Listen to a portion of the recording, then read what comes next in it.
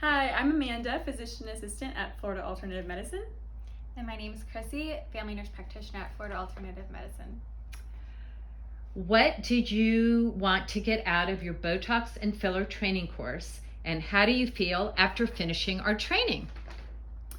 Well, I wanted to get hands-on experience, one-on-one coaching and training on real patients, a variety of patients, and I feel like that was accomplished.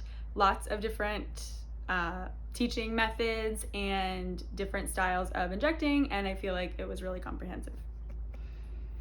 And I feel the same. I was really hoping to learn some different techniques and get some hands-on experience with real patients and in different areas of the face, at least with the basics. And I feel like we actually got to do a little bit more than that today. And I think most importantly, I feel ready to take my own patients, at least with some of the basic techniques that people are looking for anti-aging. Yay! Yeah. Thank you, ladies. Thank you. Thank you.